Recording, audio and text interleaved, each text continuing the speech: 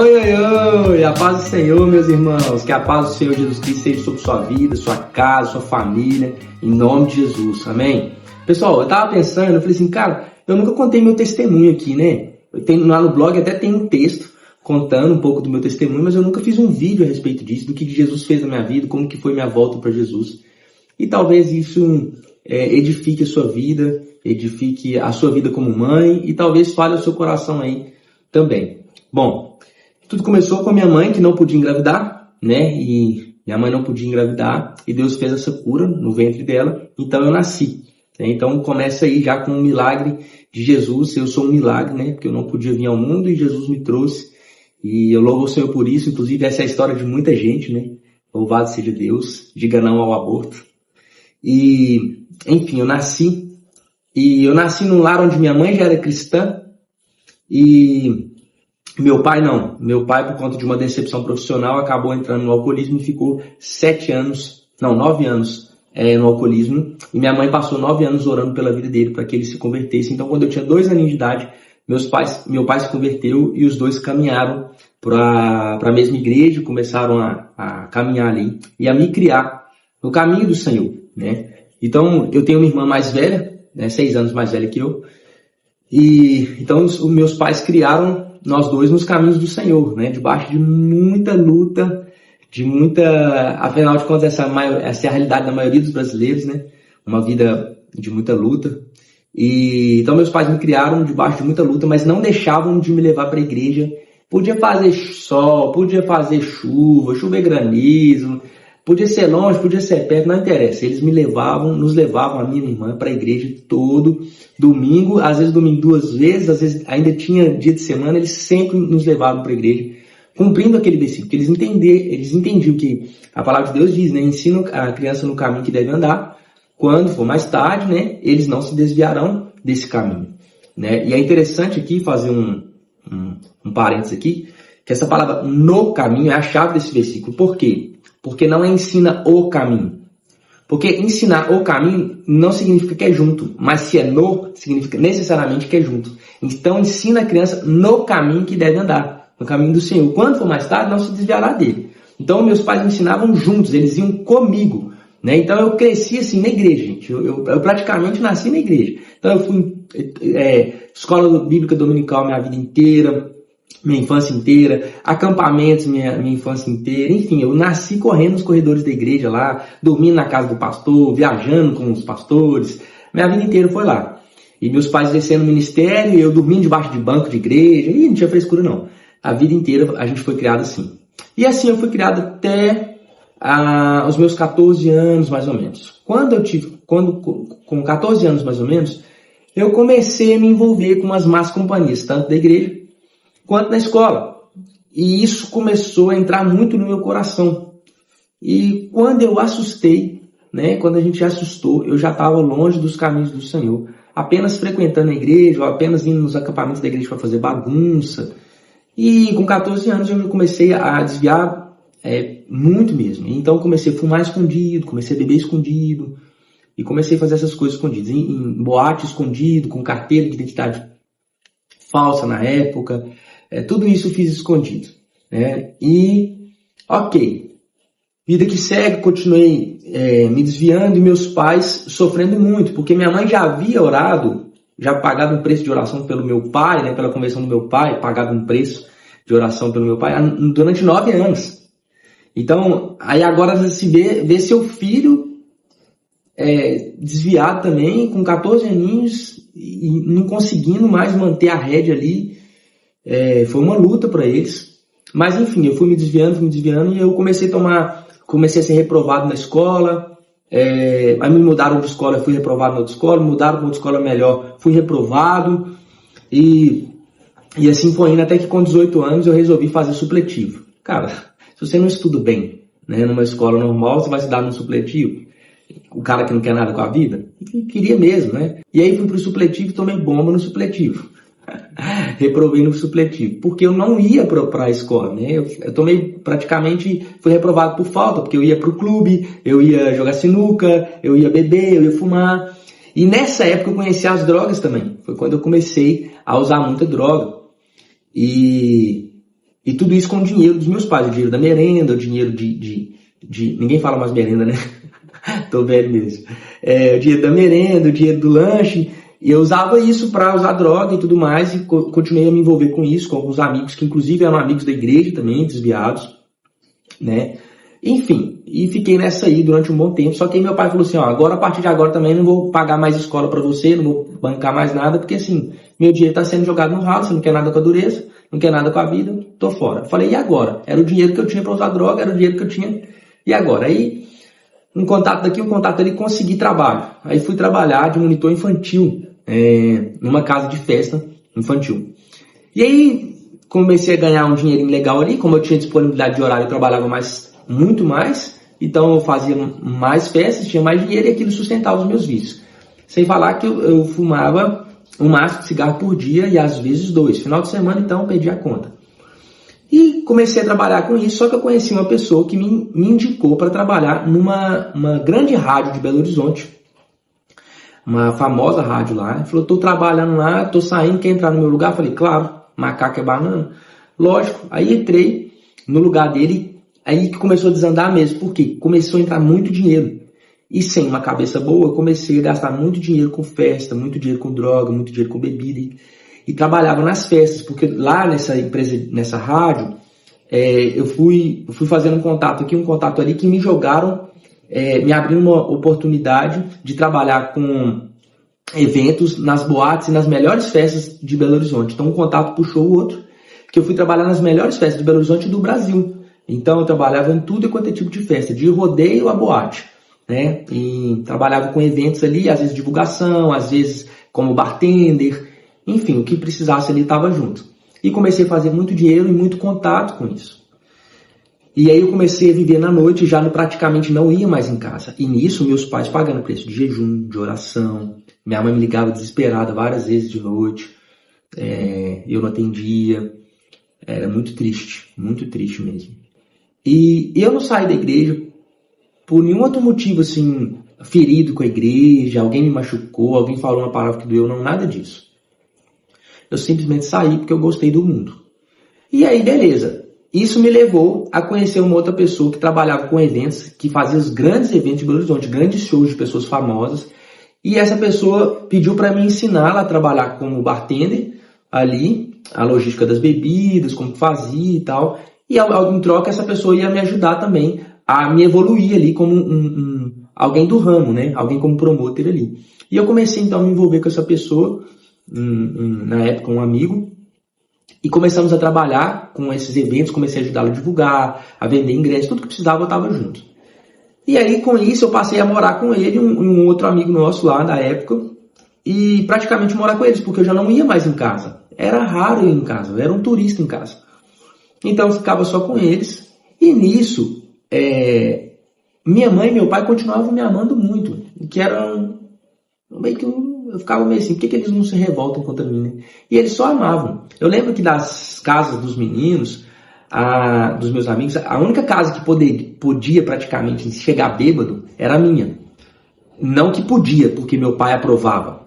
Mas tinha reprovação, minha mãe sempre deixava claro que ela reprovava aquilo, que não entrava bebida lá em casa, não entrava cigarro lá em casa. Tanto é que quando eu tinha que fumar, eu tinha que ir pro corredor do prédio ou lá para fora do prédio para fumar, porque dentro da casa dos meus pais as regras eram realmente assim cristãs. Enfim, continuei nessa vida aí. E a galera ia lá pra casa. Às vezes a gente chegava bêbado, ia lá pra casa e dormia lá. E quando eu chegava da balada, sempre que eu chegava da balada, minha mãe me amava. Ela tentava preparar alguma comida pra mim, algum alimento pra mim. E sem eu saber, ela colocava a mão na minha cabeça, assim, e declarava que eu pertencia a Jesus Cristo e não pertencia a Satanás. Que ela não criou filho pro mundo, que ela não criou filho para ir pro inferno, que ela não criou filho para Satanás. Ela criou filho pro Senhor. E ela declarava sempre, ela passava assim, ela ia pegar alguma coisa na geladeira, passava a mão na minha cabeça assim, falava, esse menino é do Senhor, aleluia. E eu ficava assim, mas meu Deus do céu. E ela amava a mim, amava meus amigos, mas sempre deixando claro, nunca deixando de falar da palavra do Senhor para mim, nunca passando pano, né, tipo, para as coisas, concordando com as coisas que eu fazia, mas também me amando, ao mesmo tempo, muito assim. E ela tentou de algumas formas, ela e meu pai, eles tentaram de algumas formas me atrair, assim. Eu lembro de pastores que iam em casa para conversar comigo, quando eles chegavam eu pulava a janela e saia fora. Porque eu tinha repulso, eu não queria nada de igreja. Não queria nada. E continuei nessa vida até que eu conheci esse cara que fazia grandes eventos e uma grande boate de Belo Horizonte chamou a gente para produzir um evento lá aos domingos. Se eu não me engano, era a segunda melhor boate de Belo Horizonte na época. Chamou a gente para fazer os eventos lá aos domingos, porque aos domingos eles não tinham eventos na casa e que eles queriam abrir. Aí a gente entrou com tudo. Vamos então abrir e produzir eventos aos domingos nessa casa à tarde. Então começamos ali a produzir um evento no dia 6 de maio de 2012. A gente fez uma festa lá. Quando acabou a festa, eu fui beber para comemorar com meus amigos, e enfim. E aí sentei num bar de Belo Horizonte para tomar umas, era mais ou menos meia-noite, 11 horas. E de repente eu encontrei com um amigo meu de infância, da igreja em que eu frequentava, da presbiteriana que eu frequentava a vida inteira. E a gente se encontrou, cara, quanto tempo você aqui, como que você tá arrumando a vida? Que a gente passou a infância juntos, de dormir na casa um do outro, sabe? As mães, tudo junto ali nos ministérios, enfim. E a gente encontrou, cara, como que você tá? Aí eu falei, não, eu tô trabalhando com evento, e você, assim, assado e tal. E eu percebi que ele já não tava na igreja mais, não tinha mais vida com Deus, começamos a conversar. Ele é igreja, eu falei, que igreja, velho? Quer saber nada de igreja não, tô fora, que isso, não é pra mim não.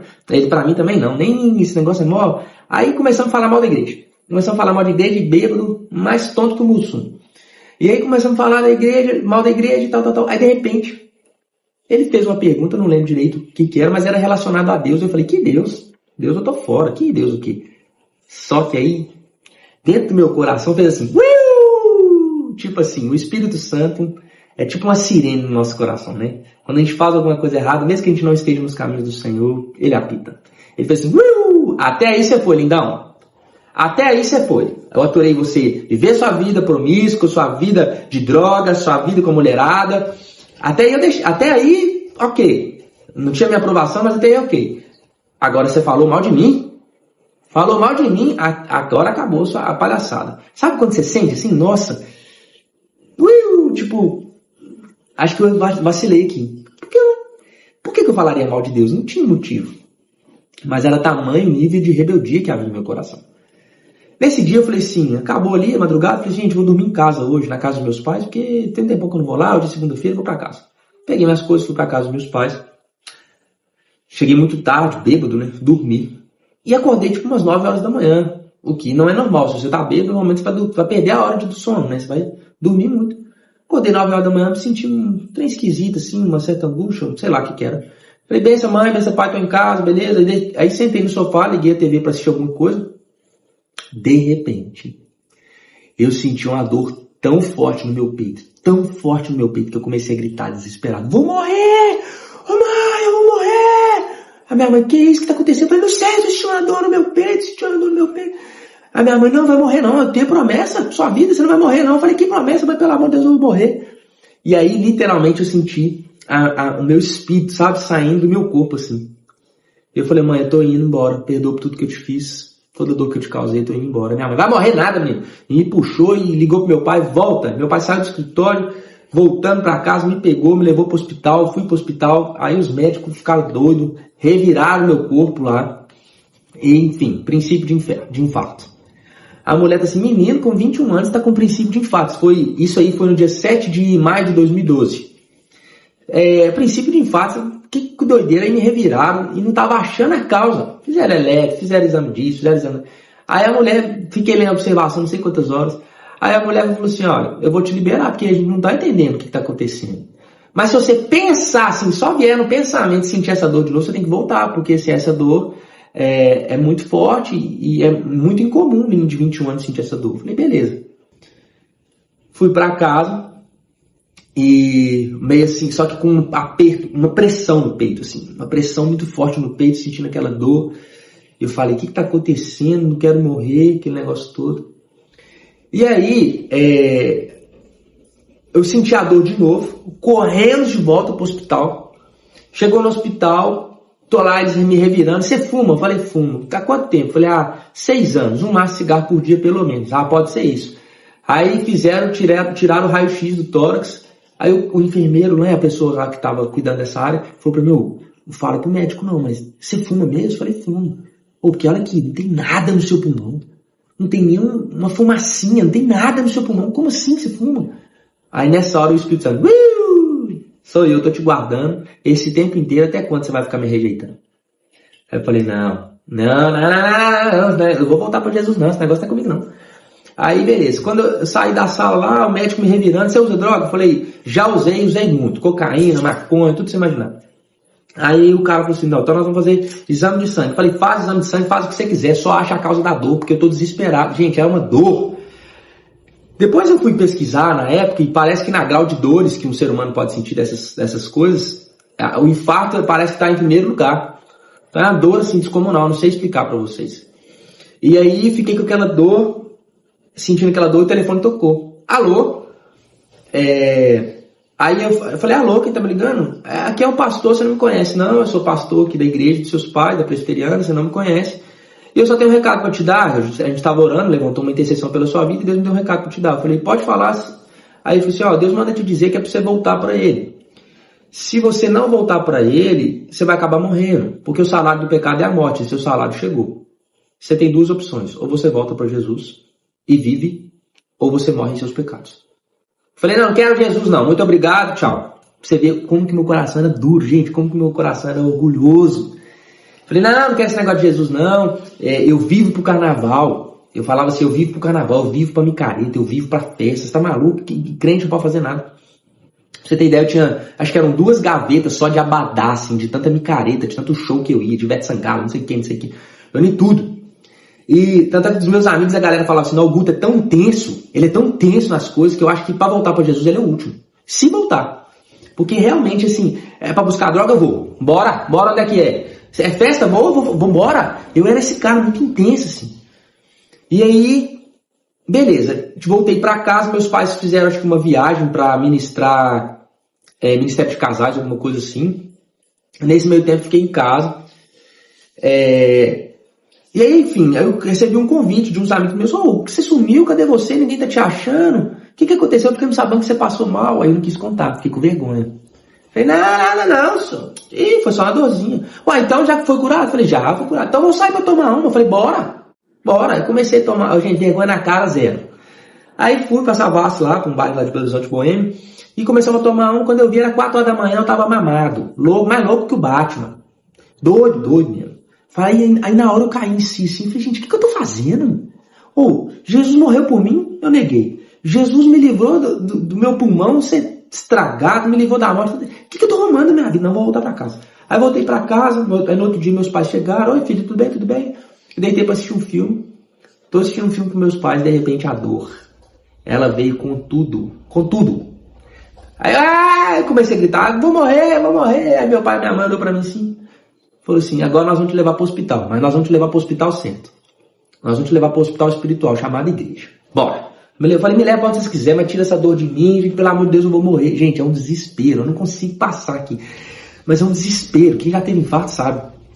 E aí fui. Aí meu pai foi lá, conversou com o pastor lá no púlpito, tirou o pastor lá do púlpito, o pastor me levou pro gabinete e falou, vamos conversar, licença pai, licença mãe, eu vou conversar com o seu filho aqui. Aí, oi pastor, tudo bem? Tudo. Só que antes disso, fazer um adendo aqui, antes disso eu tinha passado por um cardiologista, e o cardiologista olhou pra mim assim e falou assim, cara, você com 21 anos deve ter uma história muito boa pra contar, pra ter um infarto. Porque assim, 21 anos, então ninguém achava a causa. E todo mundo olhava, você tá tendo, mas ninguém acha a causa.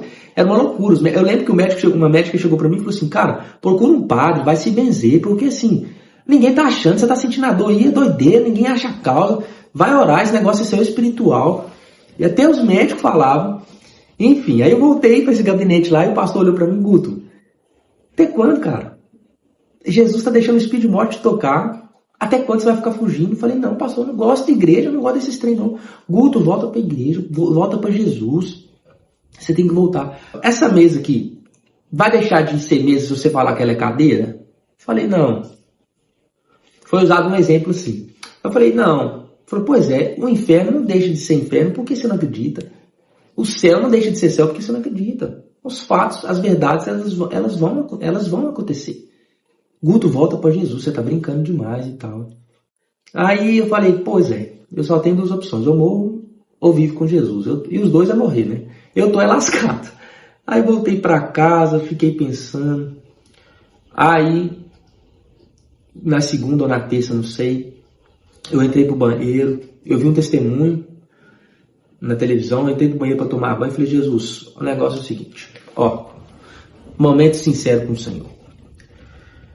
Não gosto como o Senhor conduz os seus negócios. Eu nem sei para que crente tem dinheiro. Você só sai para restaurante. Vocês não vão para festa, vocês não fazem nada divertido. Eu não sei nem para que vocês têm dinheiro. Então, ó, vocês não pode fazer sexo nos casamentos, não pode beber, não pode fumar. Droga, nem sequer, nem falar. Festa, então, tudo para vocês não pode. Eu não gosto. Eu não gosto do Senhor, eu não gosto da forma como o Senhor conduz os seus negócios. Eu acho uma vida completamente sem graça. Deus, eu vivo pro carnaval. Eu fico o ano inteiro esperando o carnaval, Deus. Aí agora eu vou fazer o quê? Eu vou ficar lá assim, santo, santo, santo, santo é o Senhor. Não, esse negócio tem graça não. Mas vamos fazer o seguinte, eu também não quero morrer. O Senhor não está me deixando muita opção não. Vamos fazer o seguinte aqui então? Eu vou tomar um banho aqui. E metaforicamente, como um ato profético, eu nem sabia que o nome disso era ato profético. Eu vou tomar um banho que essa água limpa, que cair aqui para me lavar, que ela possa limpar por dentro. Limpar meu coração. Porque assim, senão eu vou voltar para o Senhor como tantas vezes eu voltei, para os caminhos do Senhor, em acampamentos, em coisas assim, e no outro dia eu já estava fumando de novo. Por quê? Porque ninguém se segura no caminho do Senhor por medo, não. Por medo a gente dura tipo assim uma semana e olha lá, o medo de ir pro inferno. Ah, eu tenho que ir, se tiver que ir é por amor. Então é o seguinte, enquanto essa água está caindo aqui do chuveiro, lava meu coração. Tira do meu coração o desejo pelo pecado, tira o prazer pelo pecado do meu coração e coloca o prazer pela santidade, pelas coisas do Senhor no meu coração. Aí sim eu vou te servir de um modo correto. Eu vou te servir com alegria. Porque que adianta ficar vivendo pro Senhor a vida inteira sem gostar de fazer aquilo? Aí não dá, não. Tomei meu banho. Amém. Saí do banho. Beleza. Naquela época eu tinha um blog, não era de escrita, não. De texto, não. Era um blog de tipo um Tumblr. Né? Era um Tumblr. Então era de fotos de skate, de surf, essas coisas assim que eu sempre gostei muito, de esporte radicais e tal. E aí, naquela semana, uma amiga minha me chamou no MSN, olha pra você ver como é que eu sou velho, no MSN, e mandou assim pra mim, Guto, que massa o seu blog, cara, você podia, essa é a cara da minha igreja, você podia ir na minha igreja. Falei, você, na igreja? Essa menina tá nas baladas comigo, toda boate que eu tô, essa menina tá. Aí ela tá assim, não, Guto, é que eu sou filha de pastor desviada, mas eu voltei para Jesus, eu tô indo numa igreja que tem essa vibe meio assim, mais surf e tal. Inclusive o ex-integrante do Raimundos, o Rodolfo Abrantes, frequenta essa igreja. Eu acho que você vai gostar muito. Aí eu falei assim, beleza, que dia que tem culto? Ela falou, quinta-feira. E isso era na terça, eu acho. Falei, beleza, então. Na quinta-feira eu vou. Aí, tinha anos que eu não precisava ir na igreja, né? Mas depois daquela oração, eu senti que alguma coisinha mudou aqui dentro. Mas nada assim, até então, notório. Aí fui na igreja na quinta-feira. Quando chegou na quinta-feira, eu fui nesse culto. Era um culto cheio de gente, assim, mais no meu estilo, assim, porque da igreja onde eu cresci, ela é mais tradicional, né? Então, pra você ter ideia, eu fui diácono mirim.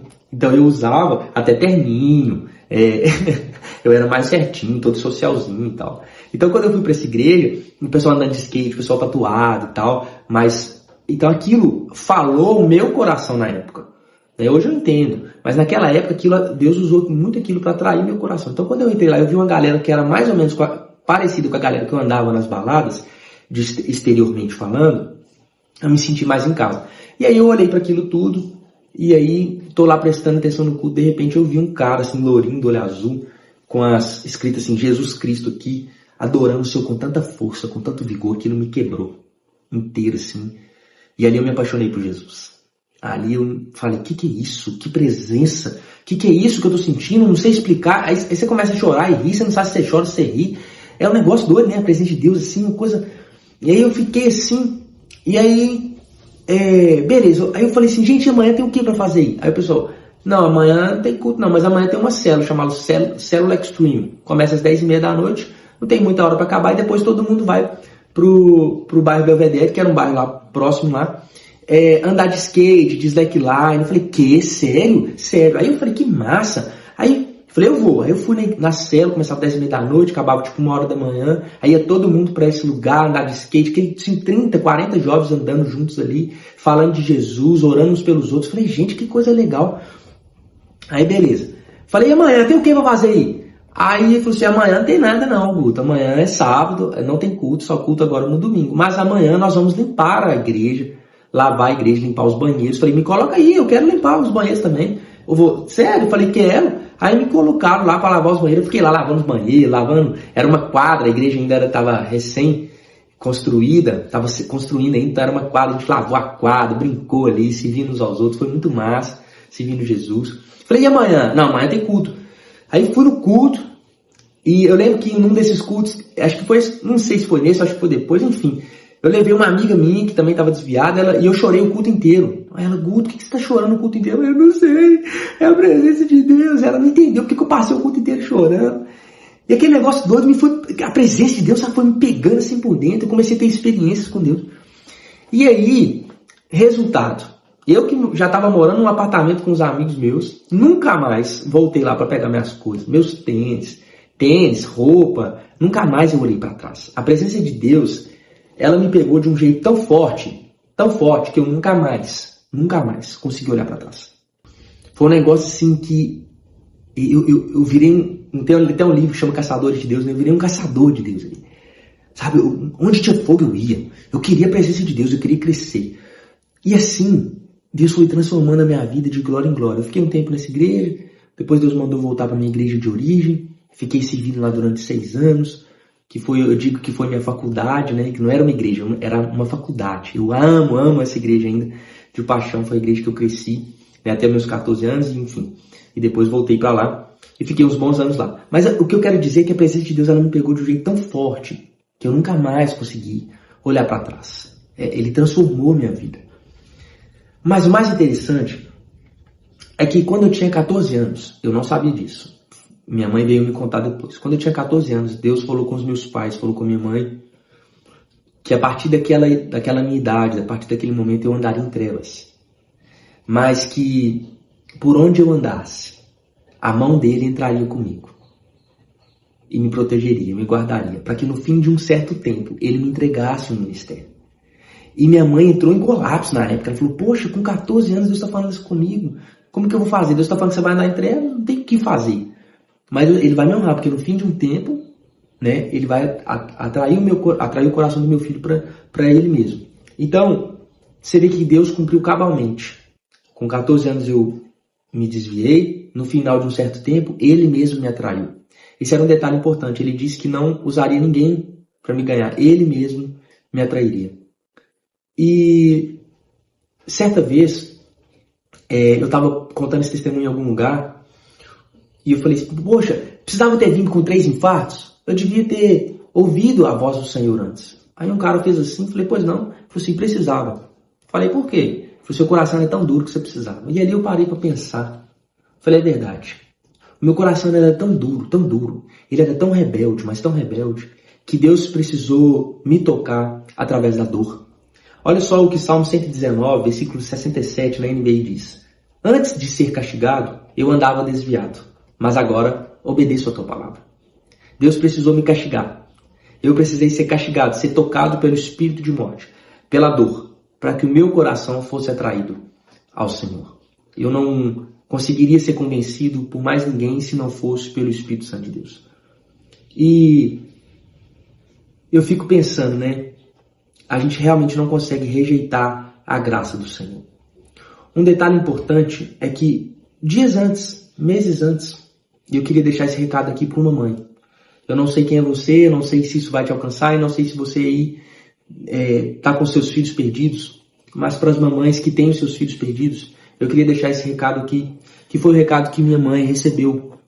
Minha mãe foi num culto e ela estava chorando muito porque eu estava perdido. Já havia uns 7 anos que eu estava nas drogas, nas bebidas, muito doido. E minha mãe já estava cansada de orar e clamar ao Senhor por mim. E então Deus foi e deu essa palavra para ela num dia onde ela estava angustiada. Diz assim, assim diz o Senhor, ouve-se uma voz em Ramá, pranto e amargo choro. É Raquel que chora por seus filhos e recusa ser consolada, porque os seus filhos já não existem. Assim diz o Senhor, contém o seu choro e as suas lágrimas, pois o seu sofrimento será recompensado, declara o Senhor.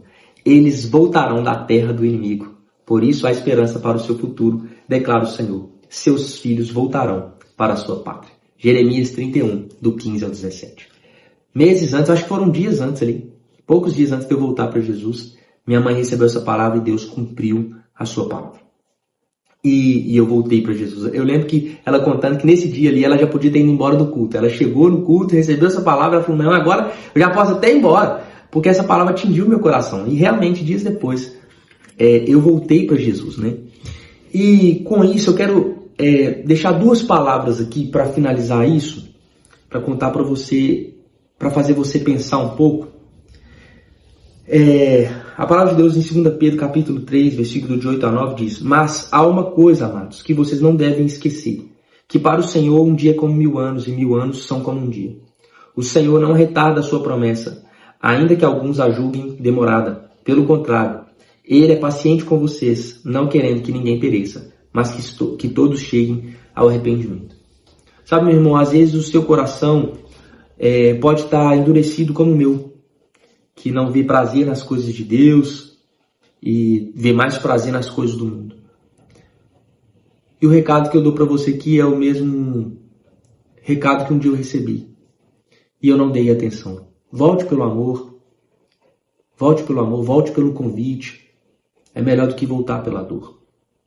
Eu não sei como que você está aí, meu irmão, mas se você está perdido ou está brincando de ser igreja, brincando de ser filho de Deus e ao mesmo tempo brincando de gostar das coisas do mundo. Você fala nos seus lábios que pertence ao Senhor, na igreja, você vai aos cultos ao domingo, levanta suas mãos, às vezes até dá dízimo e oferta, mas você está com o pecado no seu coração, mantendo um pecado ali, vivendo uma vida dupla. Cara, é melhor você voltar e se arrepender agora e voltar pelo convite, voltar por essa mensagem, por exemplo, do que você sentir a dor que eu senti. Como Davi. Davi também, antes de ser afligido, andava desviado do Senhor, dos caminhos do Senhor. E depois da aflição, depois de ser afligido, ele voltou. Muita gente volta pela dor porque o coração é duro demais. A minha oração é para que o seu coração não seja assim. A minha oração é para que, como diz a palavra de Deus, se hoje ouvides a minha voz, não endureça o vosso coração. Se hoje você está ouvindo essa palavra e está vivendo uma vida de pecado, talvez não seja uma vida de pecado como a minha, de extrema droga, de extrema promiscuidade, mas é pecado. Talvez você está ocultando no seu coração em pecado e você pode ser visitado com a dor que o Espírito Santo mesmo pode produzir para que no seu coração haja arrependimento. Como foi com Saulo. Saulo, Saulo, por que tu me persegues? Ficou cego. Você acha que ficar cego não é uma grande dor? Então, volta para o Senhor. Volta para o Senhor. Ele te ama tanto. O desejo do coração dele é ter você perto. Depois que eu voltei para Jesus, eu percebi que ele conseguiu preencher meu coração de um jeito que a droga não preencheu, as mulheres não preencheu e as festas não preencheram. Quando a presença dele vem, é um negócio assim... Você não quer mais nada. Você fala, Maranata, só vem me buscar, só volta logo. A presença dele é tão gostosa, é tão maravilhosa. E às vezes a gente troca o que é tão precioso por coisas, por bolotas de Satanás mesmo, sabe? Coisas que a gente não tem noção. No momento que a gente está pecando, parece ser muito gostoso. Até que um dia a gente experimenta a presença de Deus. E a gente vê que era só esterco. Então, meu convite para você hoje, venha. Volta para Jesus. O dia é hoje, a hora é agora. Amém? E o segundo recado que eu queria deixar é para você que... Guto, seu testemunho é lindo. Eu já ouvi isso. Seu testemunho é lindo, eu nunca tive uma vida assim, eu sempre tive nos caminhos do Senhor, mas ao mesmo tempo, não de coração. Mas eu não tenho um testemunho lindo assim para contar como o seu. Eu já ouvi essa bobeira. Eu falei, cara, testemunho lindo é o testemunho pessoal. Às vezes você não usou drogas, mas às vezes certamente você teve um dia mau, onde o Senhor te visitou e te consolou, e te ofereceu refúgio, te ofereceu abrigo, e te ofereceu alguma coisa o Senhor já fez por você, além da cruz. Com certeza, além de morrer por você, Ele já fez alguma coisa por você, no seu dia mau. E isso não deixa de ser um testemunho lindo. Então, o que eu quero dizer com isso é que o testemunho de Jesus é o espírito da profecia, de acordo com Apocalipse 19:10. Não deixa de contar seu testemunho, não.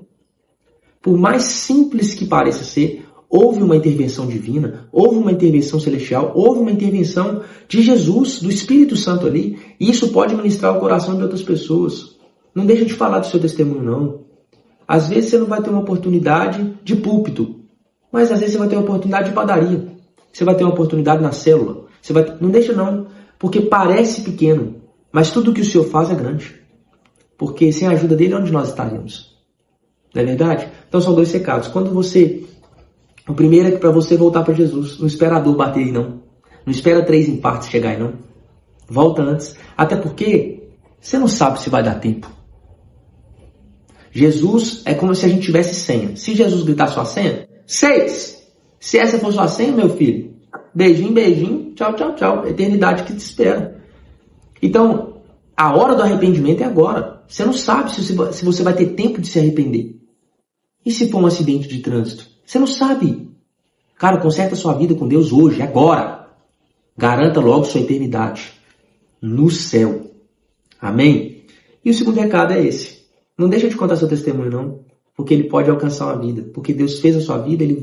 Quando você conta aquilo que Deus fez na sua vida, você está anunciando que Jesus vai fazer de novo na vida de alguém. É isso que está escrito aqui. O testemunho de Jesus é o Espírito da profecia. Ou seja, é o Espírito que anuncia que vai fazer aquilo de novo. Né? Porque a profecia diz respeito a algo futuro. Então, o testemunho daquilo que Jesus fez na sua vida, quando você libera sua boca e declara isso, você está anunciando que Deus vai fazer aquilo de novo na vida de alguém. Então, não deixe de contar o seu testemunho. Amém? No mais, meus irmãos, é isso. Jesus transformou minha vida, continua transformando, e eu sou completamente apaixonado por Ele, e o desejo do meu coração é ser usado para que o Espírito Santo apaixone outras pessoas através da minha vida também. Que Jesus te abençoe. Beijo, queijo.